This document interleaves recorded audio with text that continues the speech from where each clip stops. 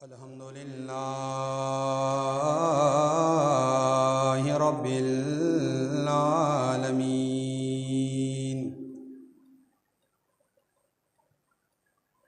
والصلاة والسلام علی سید المرسلین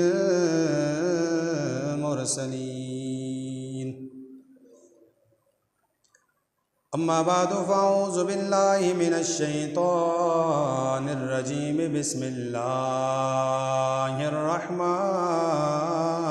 الرحیم الذین ينفقون اموالهم فی سبیل اللہ ثم لا یتبعون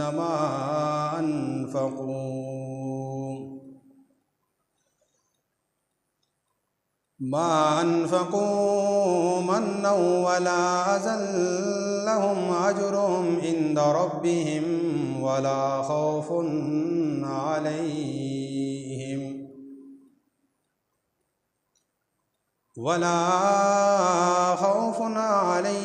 ولا هم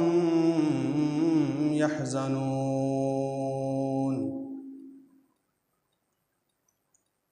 آمنت باللہ صدق اللہ ومولانا العظیم وبلغنا رسوله النبی کریم امین رؤوف رحیم الصلاة والسلام علیک یا سیدی یا رسول اللہ وعلى آلك وأصحابك يا سيدي يا خاتم النبيين۔ حمد و صلات کے بعد لائق عزت و احترام معزز و مکرم سامعین کرام، السلام علیکم ورحمۃ اللہ وبرکاتہ۔ عزیزان گرامی، قرآن مجید برہان رشید سورہ بقرہ کی آیت نمبر 262 تلاوت کرنے کا شرف حاصل کیا۔ بارگاہ رب العزت میں دعا ہے مولا کریم حق و سچ بیان کرنے، اس پر عمل کرنے اور دوسرے مسلمان بھائیوں تک پہنچانے کی توفیق عطا فرمائے۔ عزیزان گرامی، اللہ تعالیٰ نے زمین و آسمان کی پیدائش سے پہلے انسان کی تقدیر کو لکھ لیا ہے، یعنی قیامت تک جو انسان آئیں گے ان کے نصیب میں، مقدر میں جو کچھ بھی ہوگا وہ سارے کا سارا لکھ لیا گیا ہے، اور انسان کو وہی کچھ ملتا ہے جو اس کی تقدیر میں مقرر ہوتا ہے۔ ہر انسان کو زندگی کے اندر وہی کچھ نصیب ہوتا ہے جو رب ذوالجلال نے زمین و آسمان کی پیدائش سے قبل اس کے نصیب میں لکھ لیا ہے، اور دینی اعتبار سے اسے عقیدہ تقدیر کہتے ہیں، یعنی تقدیر کا عقیدہ کہ اللہ تعالیٰ نے جو کچھ انسان کے لیے لکھ لیا ہے وہی انسان کے ساتھ ہونے والا ہے، اور جس طرح کا کردار، جس طرح کا اخلاق انسان کے لیے لکھ لیا ہے وہی کچھ وہ دنیا میں کرے گا اور اسی پر اس کا خاتمہ ہوگا۔ یعنی تقدیر کا مطلب یہ ہے کہ رب ذوالجلال نے انسان کے دنیا کے آنے سے قبل یہ دنیا میں جو کچھ کرے گا اس کے بارے میں سارا کچھ فیصلہ ہو چکا ہے۔ اب اس کے تقدیر کے اندر کوئی تبدیلی واقع نہیں ہوگی، اس کے مقدر میں جو کچھ ہے وہی اسے ملے گا، اور جو مقدر میں نہیں ہے وہ اسے کبھی مل نہیں سکتا۔ اور رب ذوالجلال نے انسان کے رزق کا جس طرح فیصلہ فرمایا کہ کس کو کتنا رزق ملے گا، جس کی زندگی کا فیصلہ ہو چکا کہ وہ کون سا انسان دنیا میں کتنا عرصہ رہے گا، جس کے مقدر میں جتنی خوشیاں اور غم لکھ چکے ہیں کہ اسے کتنی خوشیاں اور کتنے غم ملیں گے، اسی طرح رب ذوالجلال نے انسان کے اخلاق بھی لکھ لیے گئے ہیں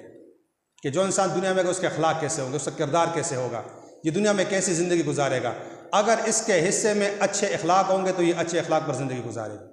اگر اس کے نصیب میں برے اخلاق ہوئے تو یہ برے اخلاق کے اوپر اپنی زندگی گزارے گا۔ حضرت سیدنا عبداللہ بن مسعود رضی اللہ تعالیٰ عنہ بیان فرماتے ہیں کہ حضور علیہ السلام نے فرمایا، ان اللہ قسم بینکم اخلاقکم کما قسم بینکم ارزاقکم، یعنی جس طرح رب ذوالجلال نے تمہارے درمیان رزق لکھ لیا ہے اسی طرح رب ذوالجلال نے تمہارے اخلاق اور اعمال کی بھی تقسیم فرما لی ہے۔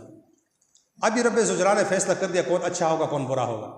کون دنیا میں اچھائی پہ چلے گا کون دنیا میں برائی پہ چلے گا، کون سا انسان دنیا میں بہترین زندگی گزارے گا اور کون سا انسان دنیا میں بدترین زندگی گزارے گا۔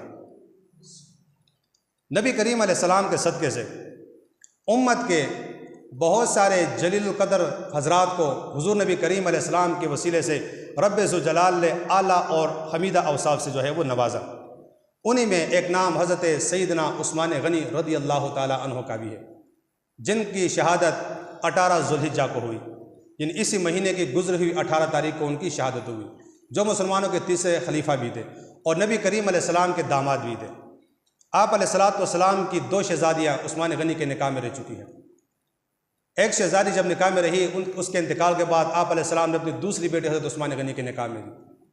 اور حضرت عثمان غنی رضی اللہ تعالیٰ عنہ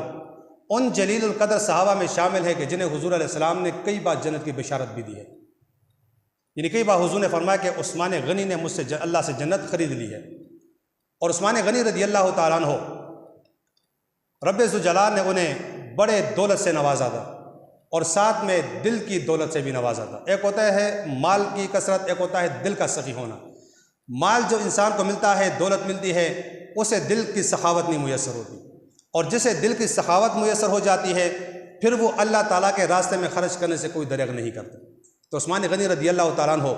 وہ صحابی ہیں کہ جنہیں حضور علیہ الصلوۃ والسلام نے فرمایا کہ رب ذوالجلال نے عثمان غنی کو دولت بھی عطا فرمائی اور دل کی سخاوت بھی عطا فرمائی، یعنی جب بھی اسلام کے لیے دولت کی ضرورت پڑی عثمان غنی رضی اللہ عنہ نے کبھی اپنی دولت کا حساب نہیں کیا، چاہے وہ مسلمانوں کے لیے کنواں خریدنا ہو، چاہے وہ جیش اسرت غزوہ تبوک میں مسلمانوں کی مدد کے لیے دولت دینا ہو، چاہے وہ قحط کے زمانے میں مسلمانوں کی مدد کرنی ہو، چاہے وہ مسجد نبوی کے توسیع میں اپنا وسیع مال خرچ کرنا ہو، عثمان غنی رضی اللہ تعالیٰ عنہ نے ہر موقع پر دین اسلام کے لیے بہت بڑی قربانیاں پیش فرمائی۔ اور حضرت سیدنا عثمان غنی رضی اللہ عنہ کے بارے میں حضور علیہ الصلوۃ والسلام نے اپنی بیٹی سے فرمایا، حضرت سیدنا رقیہ رضی اللہ تعالیٰ عنہ سے، کہ اکرمہ فإنہ من اشبہ اصحابی بخلقا، فرمایا کہ تم حضرت عثمان غنی کی تعظیم کیا کرو کیونکہ یہ ان افراد میں ہے کہ جن کے اخلاق میرے اخلاق کے قریب ہے۔ یعنی رب ذوالجلال نے چند لوگوں کو ایسے اخلاق عطا فرمائے کہ جن کے اخلاق حضور علیہ السلام کے اخلاق کے قریب ترین تھے، فرمایا انہی میں عثمان غنی رضی اللہ تعالیٰ عنہ ہے۔ رب ذوالجلال نے عثمان غنی کو ایسے اخلاق عطا فرمائے کہ حضور نے فرمایا کہ اس کے اخلاق میرے اخلاق کے زیادہ قریب ہے، کیونکہ حضور علیہ السلام نے فرمایا کہ عثمان غنی کو رب ذوالجلال نے اسلام کے لیے منتخب کیا ہے، جہاں پر بھی اسلام کے لیے مال و دولت کی ضرورت پڑتی ہے عثمان غنی رضی اللہ تعالیٰ عنہ وہاں پر مال خرچ کرنے سے کبھی دریغ نہیں کرتے۔ آج چونکہ اس مہینے میں ان کی شہادت واقع ہوئی اور انہوں نے اسلام کے لیے بڑی جدوجہد بڑی قربانی دی اسلام کے لیے، اور اسلام کے لیے ہی انہوں نے شہادت پیش کی، تو لہٰذا آج ہمیں اس بات کی اشد ضرورت پہ ہے ہمارے سامنے کہ ہم ان اشخاص کی زندگی کو پڑھیں اور ان کے مطابق اپنی زندگی گزارنے کی کوشش کریں۔ حضرت عثمان غنی رضی اللہ تعالیٰ عنہ جب خلیفہ بنے اس وقت آپ نے خلافت کے دور کے اندر امت کی بڑی خدمت کی، ہمیشہ حاجت رواؤں کی حاجت پوری کیا کرتے تھے۔ جب بھی آپ کے پاس کوئی سائل آ جاتا آپ فوراً اس کی جو ہے وہ داد رسی کر لیا کرتے تھے۔ خلیفہ تھے مسلمانوں کے، حکمران تھے، آج بھی تو ہمارے حکمران ہیں، عوام سے بالکل بے خبر، عوام کی تکلیفوں سے بالکل ناشنا، اپنی ہی زندگی کے اندر وہ مگن رہتے ہیں، عوام کو انہیں فکر نہیں ہوتی۔ تو عثمان غنی رضی اللہ عنہ نے جہاں پر امت کو تعلیم دی وہاں پر حکمرانوں کو بھی یہ درس دیا کہ اگر تمہیں حکمرانی ملتی ہے تو اس کا مطلب ہوتا ہے کہ عوام کی خدمت کرو، کیونکہ حاکم جو ہے وہ عوام کا خادم ہوتا ہے۔ اگر حاکم ہے وہ عوام کی خدمت نہیں کرتا تو وہ دین اعتبار سے پھر حاکم نہیں ہوتا، کیونکہ حاکم جب بندہ بنتا ہے تو اس کی ذمہ داری ہے کہ وہ کیا کرے، عوام کی خدمت کرے۔ عثمان غنی کے دور میں ایک شخص کو کوئی حاجت پیش آئی اور وہ عثمان غنی رضی اللہ عنہ کے پاس پہنچ گئے، لیکن کسی مصروفیت کی وجہ سے آپ نے اس کی طرف دھیان نہیں فرمایا، تو وہ دوبارہ آئے حضرت عثمان بن حنیف رضی اللہ عنہ کے پاس کہ اس طرح میں عثمان غنی کے پاس گیا تھا، اپنی کوئی حاجت پیش کی تھی، تو وہ مصروفیت کی وجہ سے میری جانب دھیان ان کا نہیں رہا، تو لہٰذا آپ ایسا کریں کہ میری سفارش کر دیں۔ اگر آپ میری سفارش کریں گے تو وہ آپ کی بات کو سن کر میری اس داد رسی کو پورا کرے گا۔ اب دیکھو یہ حکمت کیسے ہوتی ہے۔ عثمان بن حنیف نے فرمایا کہ میں تم ایک طریقہ بتاتا ہوں، وہی طریقہ کہ جو حضور نے ہمیں بتایا تھا۔ فرمایا ایک صحابی حضور کے پاس آئے اور اپنی بینائی کی شکایت کی کہ میری آنکھوں کی روشنی ختم ہو چکی ہے، تو حضور نے اسے اللہ سے دعا کرنے کا ایک طریقہ بتایا۔ فرمایا میرے صحابی جاؤ اور اس طریقے کے مطابق اللہ سے دعا کرو، جب تو اللہ سے دعا کرے گا اللہ تیری دعا کو قبول فرمائے گا۔ عثمان بن حنیف فرماتے کہ بھی ہم مجلس میں موجود تھے، وہ بندہ واپس آئے تو اس کی آنکھوں کی روشنی ٹھیک ہو چکی ہے۔ یعنی اتنا وقت گزرا تھا، عقیدے کی بات ہوتی ہے، اللہ پر کامل و مکمل یقین کی بات ہوتی ہے۔ تو فرمائے میں تمہیں وہی طریقہ بتاتا ہوں کہ جو حضور نے اس صحابی کو بتایا تھا، اگر تو اس طریقے پہ عمل کرے گا تو ضرور عثمان غنی رضی اللہ عنہ تمہاری جانب کیا کریں گے، توجہ فرمائیں گے۔ اب انہوں نے فرمایا کہ تم ایسا کرو کہ جاؤ اور مسجد میں وضو کرو، وضو کے بعد 2 رکعت نماز پڑھو، 2 رکعت نماز حاجت پڑھو، پھر اس کے بعد دعا کرو اللہم انی اسألک اتوجہ الیک بنبینا محمد صلی اللہ علیہ وسلم نبی الرحمہ، کہ اے اللہ میں تجھ سے سوال کرتا ہوں اور اپنے نبی رحمت صلی اللہ علیہ وسلم کے وسیلے سے تمہاری جانب متوجہ ہوتا ہوں۔ اور میں 2 رکعت نماز پڑھو صلاۃ حاجت، اس کے بعد ان الفاظ سے دعا کرو کہ اے اللہ میں اپنی اس حاجت کے لیے، اپنے اس مصیبت کو دور کرنے کے لیے تمہاری جانب متوجہ ہوتا ہوں، لیکن وسیلہ میں حضور علیہ السلام کا پیش کرتا ہوں، جو تمہارا نبی ہے، ہمارا آپ کا پیغمبر ہمارا بھی نبی ہے، نبی رحمت ہے وہ، میں اس کا وسیلہ پیش کر کے تمہاری بارگاہ میں اپنی فریاد پیش کرتا ہوں۔ پھر فرمایا اس کے بعد کیا کہو یا محمد انی اتوجہ بک الی ربک فیقضی لی حاجتی، کہ یا رسول اللہ صلی اللہ علیہ وسلم میں آپ کے واسطے سے رب کی جانب متوجہ ہوتا ہوں تاکہ وہ میری حاجت کو پوری کرے۔ میری حاجت کو یعنی 2 الفاظ کہو ہمیشہ دعا کے اندر، ایک تو یہ کہو کہ رب ذوالجلال میں اپنی حاجت کے لیے تمہارے سامنے تمہارے حبیب کا واسطہ پیش کرتا ہوں، دوسری کلمات میں کہو کہ یا رسول اللہ صلی اللہ علیہ وسلم میں آپ کے وسیلے سے اللہ کی جانب متوجہ ہو کے اپنی فریاد پیش کرتا ہوں۔ فرمایا جب تم ان کلمات کے ساتھ دعا کرو گے اللہ تعالیٰ ضرور تمہاری دعا قبول فرمائے گا۔ تو عثمان بن حنیف فرماتے کہ اس صحابی نے وہی عمل کیا۔ عمل کرنے کے بعد جب وہ عثمان غنی کے بارگاہ میں پہنچے تو آپ نے اس کا استقبال کیا، اس سے اپنے ساتھ مسند پہ بٹھایا۔ فرمایا تمہاری کیا حاجت ہے، کون سی پریشانی تمہیں لاحق ہو چکی ہے؟ فرمایا انہوں نے کہا میں نے اپنی پریشانی پیش کی، انہوں نے میری پریشانی حل کر دی اور مجھے کہا کہ آئندہ جب بھی تمہیں کوئی مصیبت پڑے تو میرے پاس آ جائے گا۔ اب دیکھو کہا جب پہلی مرتبہ میں کہ توجہ نہیں ہوئی مصروفیات کی وجہ سے، جب میں دوسری مرتبہ اس صحابی کے اس بات پہ عمل کر کے 2 رکعت نماز پڑھ کے ان کلمات کے ساتھ جب میں نے دعا کی، فرمایا جو ہی میں عثمان غنی کے بارگاہ میں پہنچا تو وہ فوراً میری جانب متوجہ ہوئی۔ تو یہ امت کی تعلیم کے لیے تھا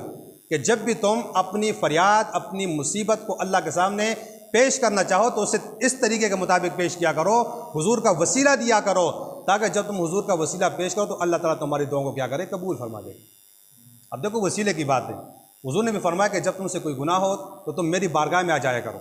میری بارگاہ میں آ کے مجھ سے تم میری بارگاہ میں توبہ استغفار اللہ کے حضور کر لیا کرو۔ اب حضور کے بارگاہ میں جانے کا مطلب کیا ہے؟ حضور کا وسیلہ پیش کر دیا کرو، کیونکہ جب ہم حضور کا وسیلہ اپنے دعاؤں کے اندر پیش کریں گے تو اللہ تعالیٰ کبھی اس دعا کو رد نہیں فرمائے گا۔ تو دیکھیے عثمان غنی رضی اللہ تعالیٰ نے امت کی تعلیم کیسے فرمائی کہ حاجت روائی بھی کر دی، ایک مشکل پیش آنے والے مسلمان کی مشکل بھی دور کر دی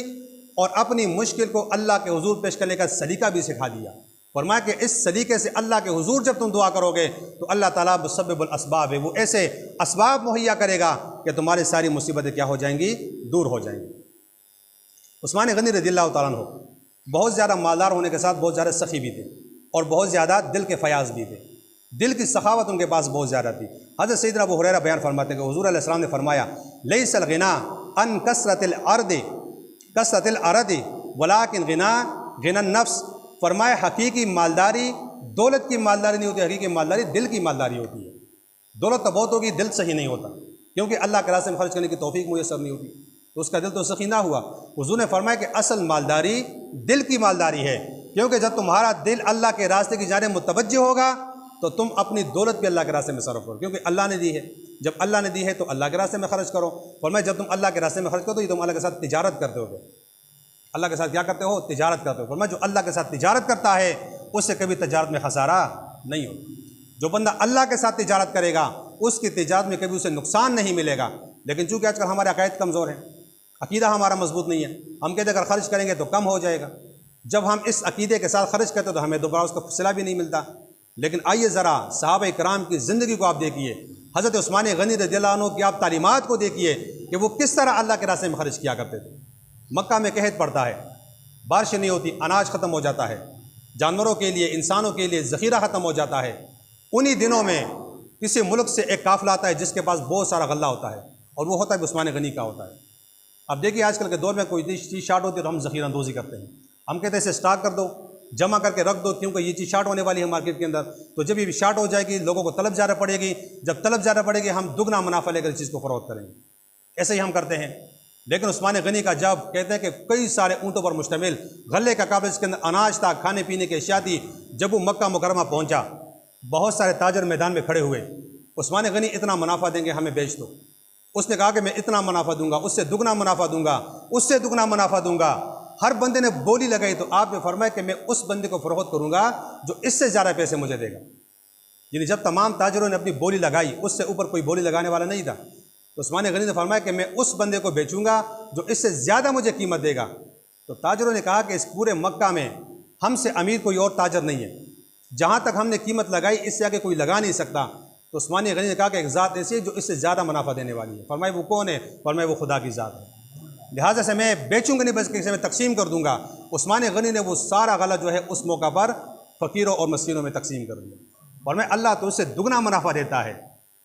نبی کریم نے قرآن میں فرمایا نا کہ جب تم مثل الذین ينفقون اموالهم فی سبیل اللہ کمثل حبۃ انبتت سبع سنابل فی کل سنبلۃ مئۃ حبۃ،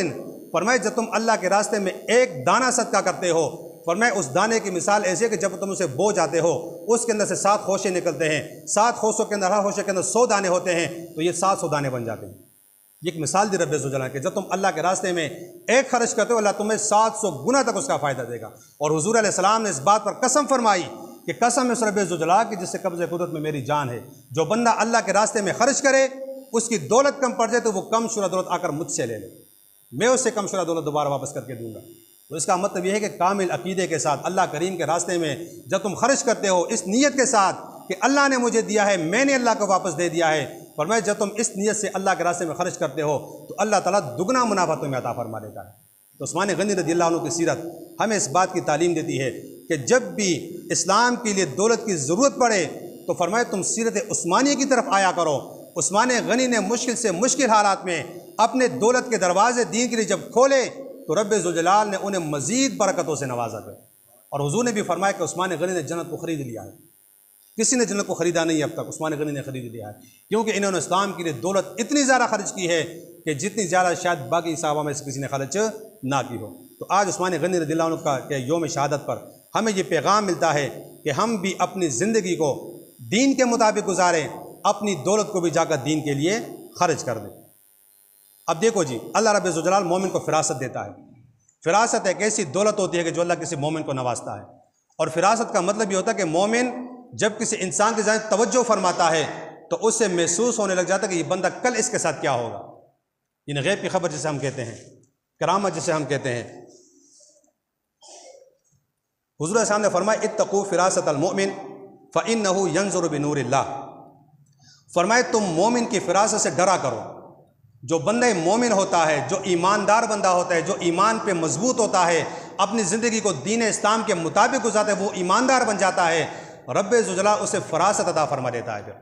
پھر وہ جب کسی بندے کی جانب نگاہ اٹھا کر دیکھتا ہے تو اس کے مستقبل کی خبر کو معلوم کر لیتا ہے، اسے پتہ چل جائے کہ یہ بندہ کس کیٹیگری کا ہے، یہ کس طرح زندگی گزارتا ہے، اس کی گھریلو زندگی کیسی ہے، باہر کی زندگی کیسی ہے، یہ دین پر کتنا چلتا ہے، دین پر چلتا کتنا نہیں ہے، اس کے ساتھ کل کیا ہونے والا ہے، اس کی تقدیر کیا ہے، اس کا مقدر کیا ہے۔ فرمایا رب ذوالجلال یہ مومن کو ایک دولت عطا فرماتا ہے۔ اور عثمان غنی رضی اللہ عنہ کو رب ذوالجلال نے کمال کی بصیرت عطا فرمائی تھی۔ تو آپ نے ایک شخص نے عثمان غنی کی خدمت میں حاضر ہوا جس نے راستے میں بدنگاہی کی تھی،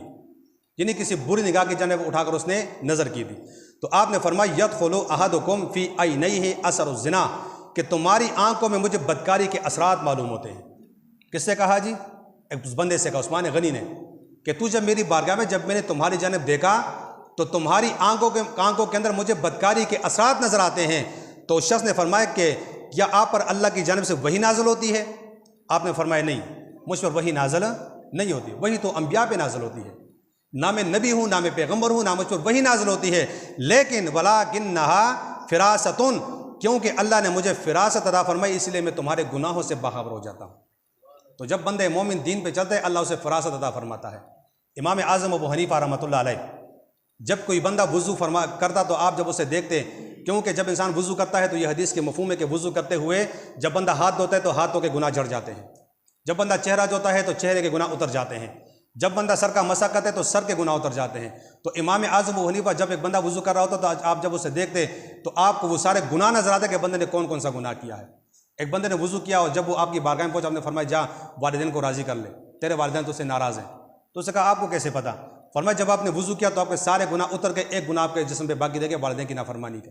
کیونکہ تو والدین کا نافرمان ہے۔ اسی طرح ایک بندہ ہے جب اس نے وضو کیا تو آپ نے فرمایا جا تو شراب سے توبہ کر لے پہلے۔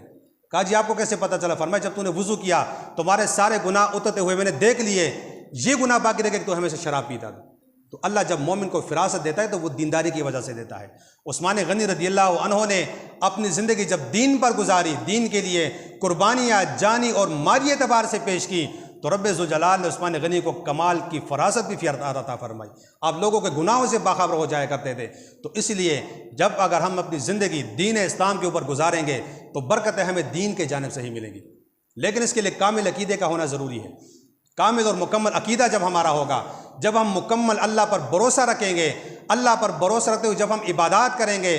جانی مالی بدنی عبادات سے جب ہم گزریں گے تو اس کا ہمیں حقیقی فائدہ اللہ کے فضل و توفیق سے میسر ہوگا۔ عزیزان گرامی، عثمان غنی رضی اللہ عنہ کی یوم شہادت پر ہمیں یہ پیغام ملتا ہے کہ ہم اپنی زندگی دین کے مطابق گزاریں، اپنی وضع قضا بھی دین کے مطابق بنائیں اور اپنی دولت بھی دین کے راستے میں خرچ کریں۔ ہمارا اٹھنا بیٹھنا دین کے مطابق ہونا چاہیے۔ تو جب ہم دین کے مطابق چلیں گے اللہ کے حضور سے ہمیں برکتیں میسر ہوں گی۔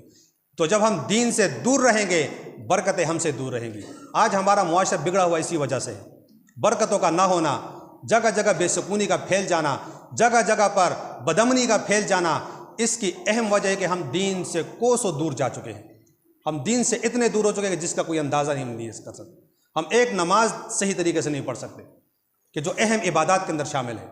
اسلام کا دوسرا رکن نماز ہے جو کسی پر کسی حالت میں معاف نہیں ہے۔ صحیح طریقے سے پڑھو گے تو اللہ قبول کرے گا، صحیح طریقے سے نہیں پڑھو گے تو اللہ اسے قبول نہیں فرماتا۔ تو جب ہم اپنی اتنی اہم بات کو دین کے مطابق نہیں کر سکتے تو باقی معاملات میں ہم دین سے کیا وہ کریں گے؟ تو اس لیے عثمان غنی کی یوم شہادت پر ہمیں یہ پیغام لینا چاہیے کہ ہمیں اپنی زندگی دین کے مطابق گزارنی چاہیے۔ اللہ کریم کے جناب دعا کہ مولا کریم ہمیں جو کچھ ہم نے سنا اس پر عمل کرنے کی توفیق عطا فرمائے اور عثمان غنی کی سیرت پر عمل کرتے ہوئے اپنی زندگی کو دین کے مطابق گزارنی چاہیے اور اپنی دولت کو بھی دین کے لیے خرچ کرنا چاہیے، کیونکہ جو انسان کماتا ہے وہ دنیا میں اسے رہ جائے گا۔ جتنا کماتا ہے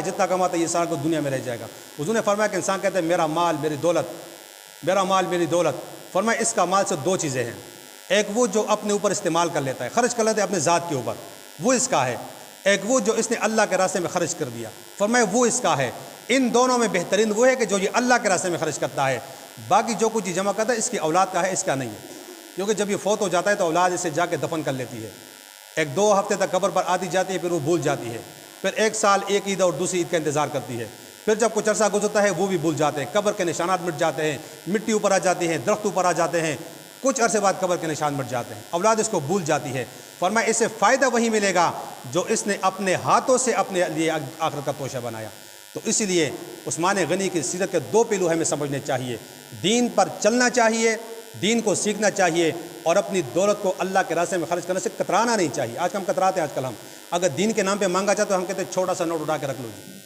ڈھونڈتے ہیں 10 روپے وہاں پہ رکھ لیتے ہیں، کیونکہ ہمارے نزدیک دین کی اہمیت 10 روپے جتنی ہو گئی ہے۔ ہم جب اتنی ہلکا سا جب دینی معاملات کو لیں گے تو اس سے ہمیں برکتیں تو نہیں میسر ہوگی۔ تو جب دین کے لیے ہم فراست کا مظاہرہ کریں گے، دینی اقدار کے اندر، دین کے راستے میں، اللہ کے راستے میں صدق دل کے ساتھ ہم دل کے